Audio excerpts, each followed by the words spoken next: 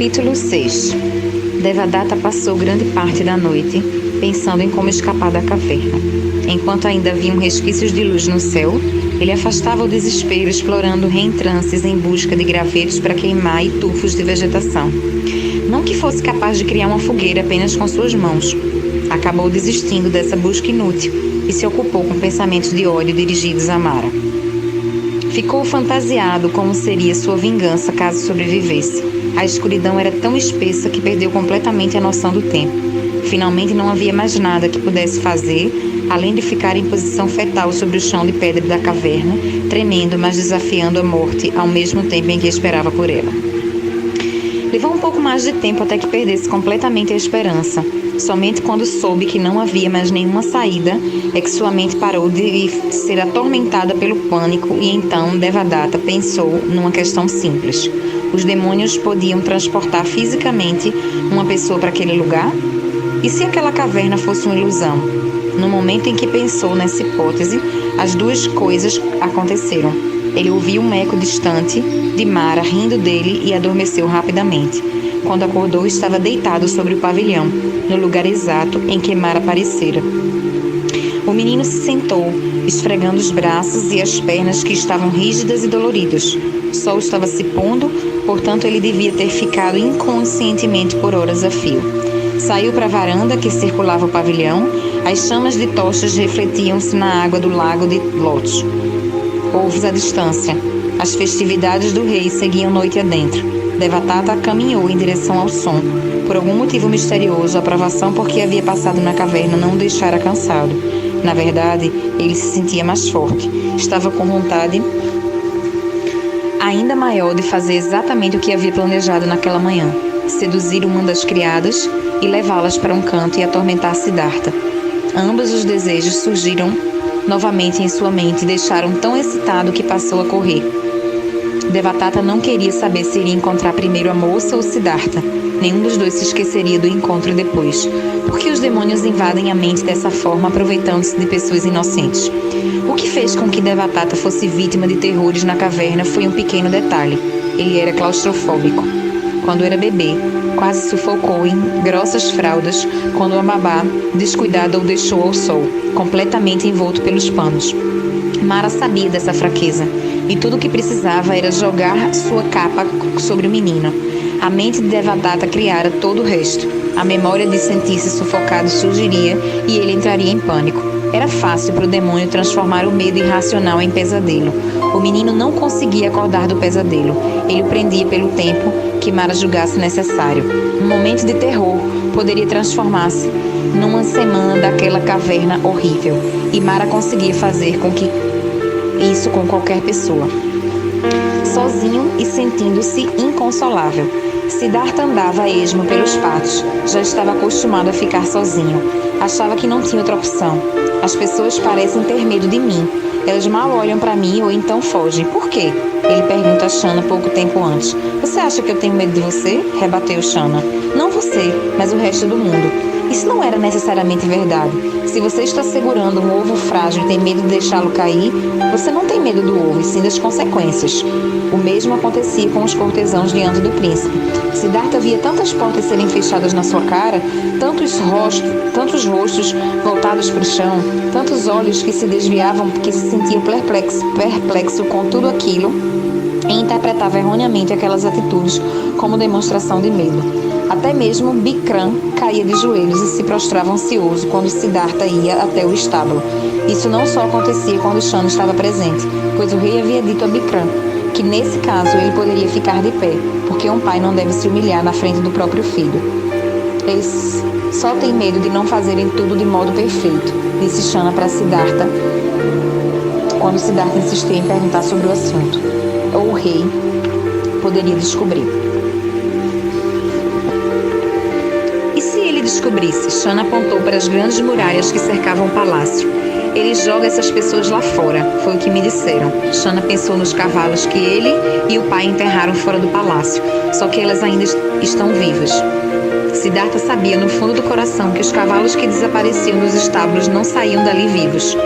Ele ficava nervoso imaginando se algo terrível teria acontecido a um senhor ou a uma dama que de repente não apareciam mais nas cerimônias matinais em que o rei dava as boas-vindas aos cortesãos e permitia que eles silenciosamente o observassem enquanto tomava seu jejum. Ainda bem que nenhum dos favoritos de Siddhartha havia sumido ainda. Quando eu for rei, ninguém vai ser jogado lá fora, disse ele. Era algo raro de se ouvir. Shana nunca mais se lembraria de outra ocasião em que Siddhartha se referisse a ocupar o trono, nem num futuro próximo, nem distante, nem nunca. Sozinho, de pé, ao lado de seu lago favorito, aquele cercado por juncos altos, Siddhartha deixou sua mente vagar por esses pensamentos sombrios. Ele se ajoelhou e enfiou as mãos na água fresca. Ali o lago era raso, e na sombra dos juncos que flutuavam, ele viu algo. A larva de uma libélula arrastando-se lentamente sobre a lama. Siddhartha ficou observando. O monstro em miniatura movia-se implacável, destemido à procura de uma presa. Um pequeno peixinho prateado surgiu na água, e com um pulo repentino, a larva o agarrou entre suas mandíbulas. O peixinho estremeceu por um instante, e logo ficou inerte, os olhos bem abertos e brilhantes enquanto morria. Siddhartha estremeceu com ele, porque sentia a dor de uma criatura tão pequena e insignificante. Boa pergunta. Talvez seja o seu dom. Siddhartha levou um susto e ficou de pé. Viu um velho à sua frente, um eremita. Sua pele tinha um tom marrom e era maltratada pelo tempo. Usava um chale diáfano de seda sobre o torso e uma saia rústica de fibra de cânhamo. O eremita estava debruçado sobre seu cajado perto da água, fitando o menino com um olhar profundo e inescrutável. Você me encontrou, e foi bem rápido, disse o velho. Não me encontrei ninguém, só estava aqui, protestou Siddhartha. O eremita sorriu, o que fez surgir rugas ao redor de seus olhos, algo que Siddhartha nunca vira antes. Tudo naquele estranho lhe dava a impressão de ser uma aparição, não algo real. Essas coisas não funcionam de modo que pensa. Você me ouviu. Você soube que tinha de ouvir a mensagem, e isso bastou. Eu me chamo Azita. Um menino mais velho ou um menino diferente teria perguntado como a voz de outra pessoa havia entrado em sua cabeça, mas Siddhartha aceitava que algo inexplicável pudesse ser real. Por que você está aqui? O meu pai sabe? Outra boa pergunta. Para essa, posso dar uma resposta simples. Já a primeira é mais complicada. O seu pai ficaria muito chateado em me ver aqui. Mas isso importa? Antes que Siddhartha respondesse, Azita disse: Claro que importa. Você o admira. Siddhartha interpretou isso como uma crítica. Todos o admiram. Ele é o rei, disse o menino. Vamos deixar isso de lado por um instante. Você ouviu outras vozes em sua cabeça. Diga-me a verdade. Siddhartha abaixou a cabeça. Era o que eu imaginava, falou Azita. Você tem uma natureza sensível muito profunda. Você irá sentir coisas que as outras pessoas não sentem. Infelizmente, nem todas serão boas como para você. Não há nada que eu possa fazer a respeito, você entende? Não quero ser diferente, mas você diz que eu preciso ser. Não, eu não entendo. Azita deu um passo em sua direção e colocou a mão áspera em seu ombro. Você perdeu sua mãe, mas tem um pai em quem confia plenamente. Precisamos levar isso em conta. Siddhartha sentiu-se mais desconfortável ainda. Estou ouvindo os guardas se aproximarem. Você precisa ir embora. Você disse que não devia estar aqui. Os soldados gritavam do outro lado do lago e suas vozes foram se aproximando. O estranho balançou a cabeça. Posso cuidar deles. O que ele queria dizer com aquilo era um mistério para Siddhartha, porque Azita não fez nada visível. Mesmo assim, quando os 3 guardas chegaram, afastando os juncos altos, não viram os 2 ali de pé, bem na frente deles. O menino hesitou. A escolha é sua, disse Azita calmamente. Você pode chamá-los ou ficar e ouvir o que tenho a dizer. Sem dizer uma palavra, o menino esperou até que os guardas estivessem a uma distância segura. Muito bem, disse Azita. Só estou aqui para mostrar algumas coisas a você. Se eu continuar a protegê-lo, você não descobrirá o seu caminho e você precisa descobrir. Mas como você me protege? É por sua causa que eu fico aqui, preso entre as muralhas? Não, eu o protejo de diversas maneiras, mas não fisicamente. Azita ajoelhou-se e olhou o menino nos olhos. O seu pai quer viver através de você, mas ele não tem esse direito. Acredite em mim. Siddhartha desviou o olhar, mordendo o lábio. Você é muito jovem. Eu só gostaria que... A voz de Azita sumiu e ele ficou de pé novamente e recomeçou. Jamais o destino de alguém foi decidido com conversas. Chegou a hora de mostrar algo a você. Debruçado sobre a água, havia um pé de jambo rosa florescendo. Ele disse que você tem um dom, mas nem é algo simples. Você já começou a percebê-lo, mas toda vez que ele vem à tona, você se sente tentado a fugir. Esta árvore faz lembrar alguma coisa? Siddhartha balançou a cabeça negativamente.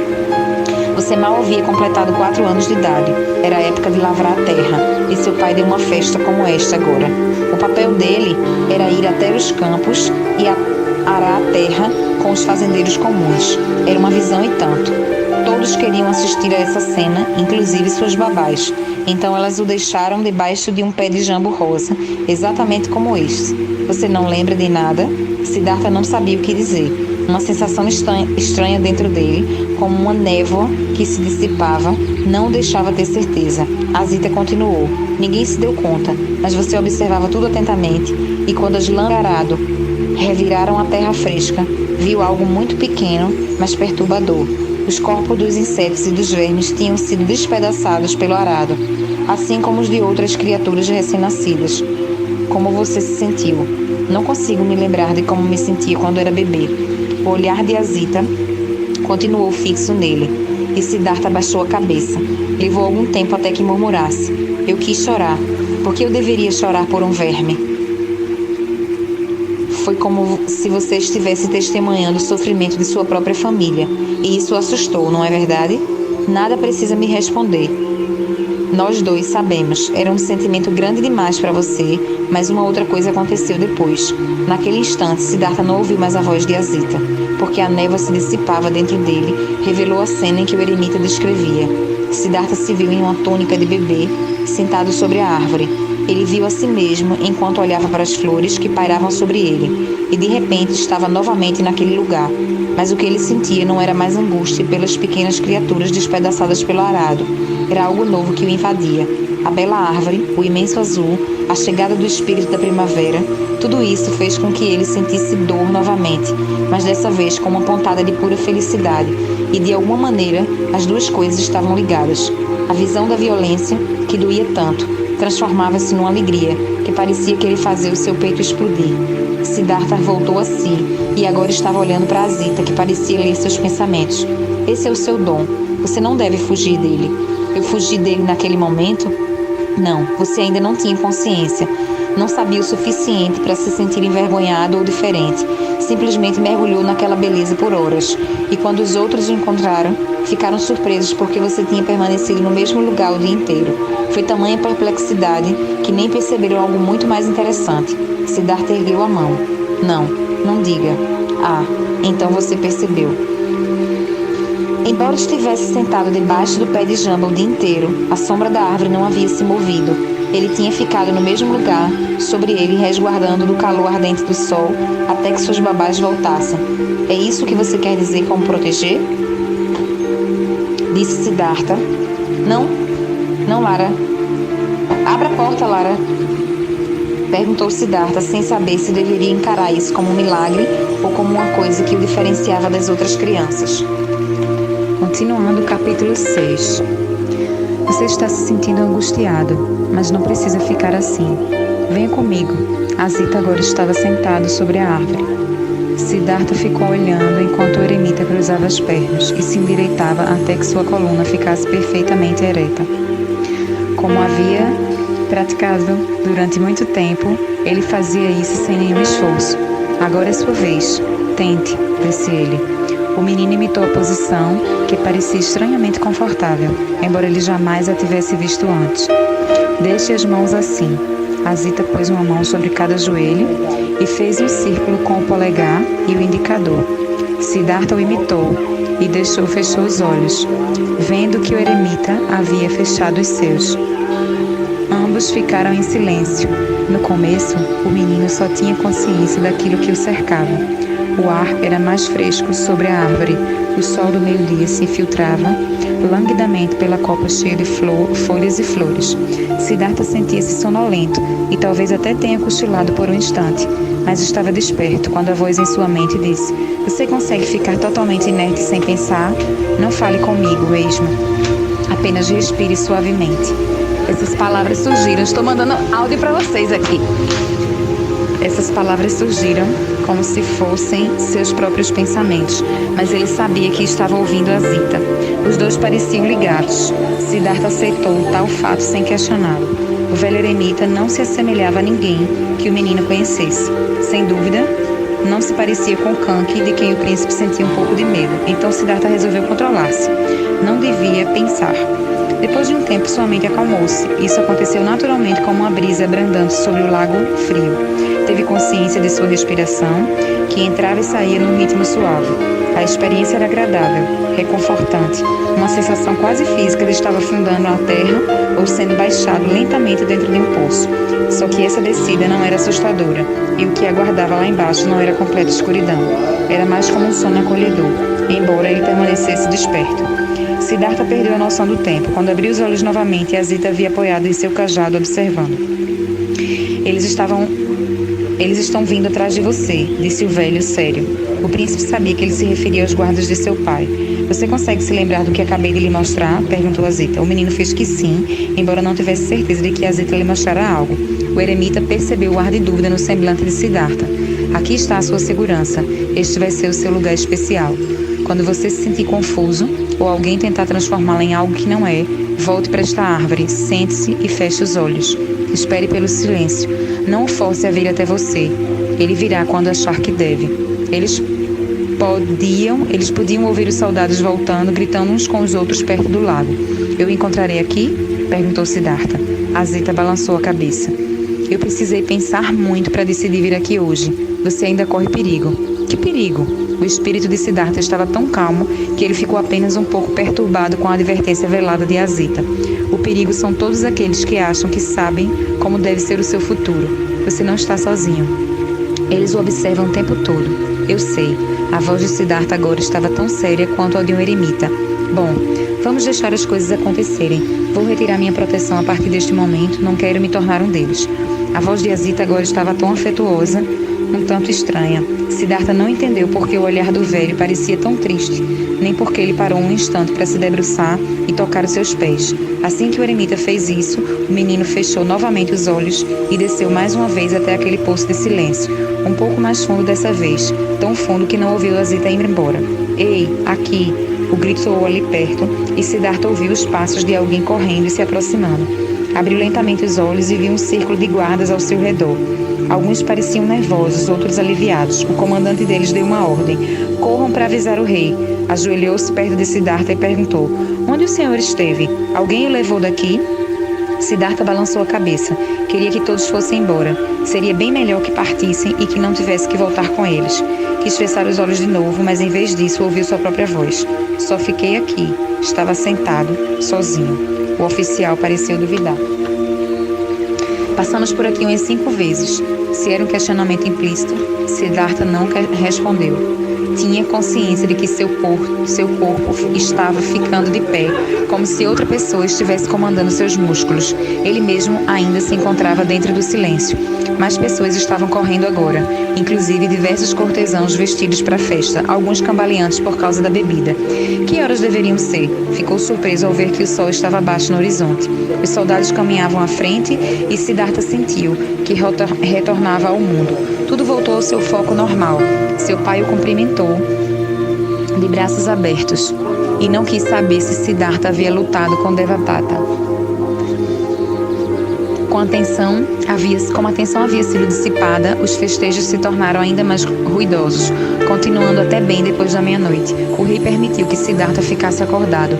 Bastante vigiado, o menino passou 1 hora observando os dançarinos e os acrobatas, depois foi para seu quarto e se jogou na cama, exausto, com tantas imagens na cabeça que ficou acordado por muito tempo. Apagar uma memória não é um processo simples como apagar rabiscos num quadro negro. Os olhos guardam as lembranças por mais tempo. Depois vem o nariz. Quem não se recorda da neve que viu ontem, tão branca a ponto de cegar?